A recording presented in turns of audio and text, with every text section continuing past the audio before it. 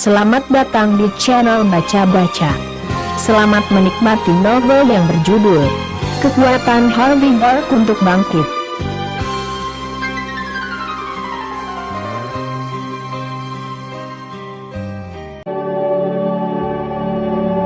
Bab 41. Zack muncul seperti dia telah melihat melalui kebohongan. Itu benar. Pasti begitu. Tidak ada kemungkinan lain. Jika tidak, bagaimana kita bisa menjelaskan fakta bahwa kontrak mereka terlihat seperti kontrak asli?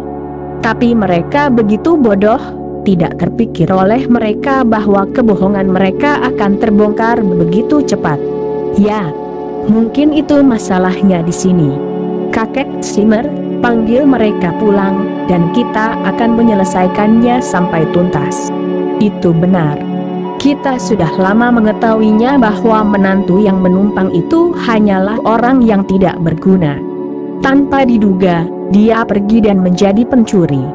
Lagi pula, bagaimana Mandy bisa membawa pulang kontrak palsu? Ini adalah penghinaan besar bagi keluarga Zimmer. Orang-orang dari Zimmer menggemakan apa yang dikatakan orang lain dengan keras. Mandy bertindak terlalu jauh. Ini adalah investasi dengan jumlah 50 juta dolar. Banyak dari kita bisa mendapatkan banyak manfaat dan menikmati hidup mewah karena itu. Betapa beraninya dia untuk mengambil kontrak palsu dan membodohi kita dengan itu. Dia pantas dihukum berat. Kakek Zimmer tidak memiliki ekspresi wajah pada saat itu. Dia mengeluarkan kontrak batal dan meliriknya beberapa kali.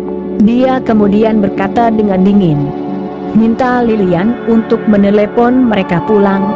Jika mereka tidak memberi kita penjelasan logis hari ini, kita akan meminta mereka untuk keluar dari Zimmer."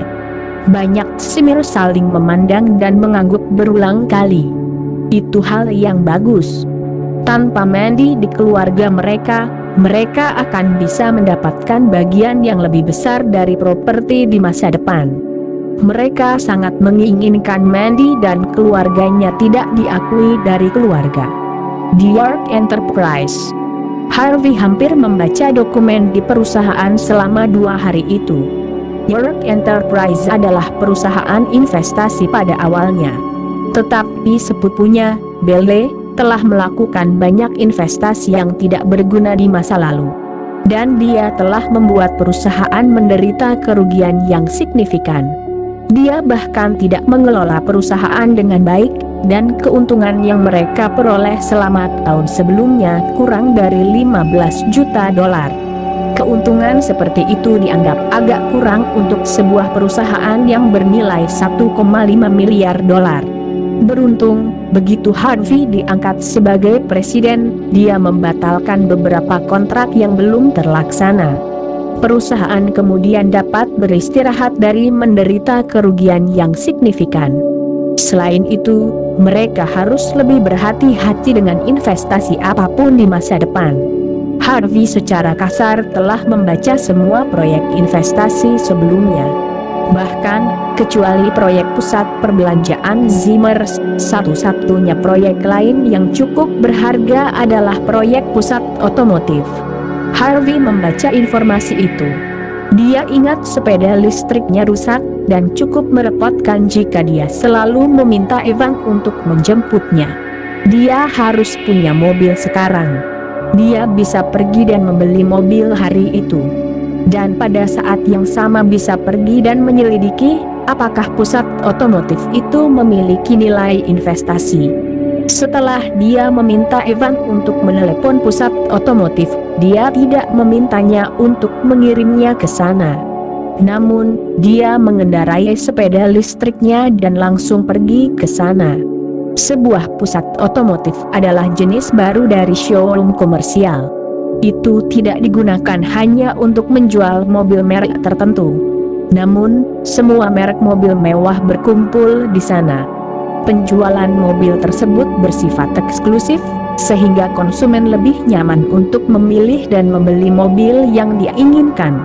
Tentu saja, orang-orang yang bisa pergi ke sana dianggap cukup kaya dan bergengsi. Ketika Harvey sampai di pusat otomotif, dia tidak bisa berkata-kata.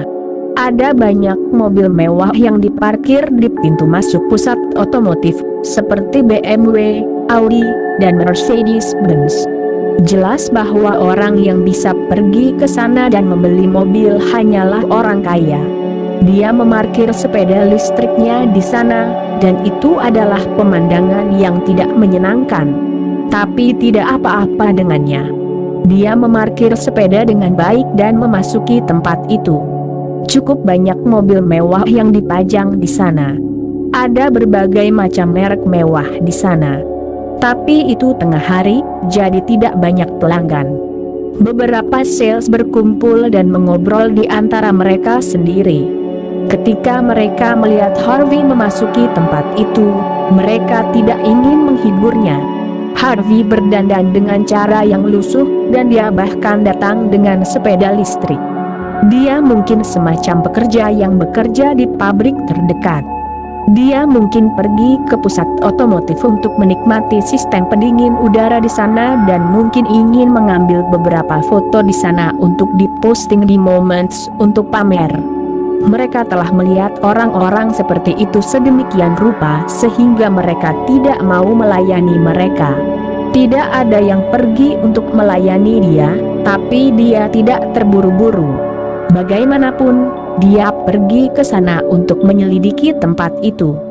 Jadi dia melihat sekeliling. Dia bahkan membuka pintu mobil yang dia sukai dan masuk ke mobil untuk duduk sebentar.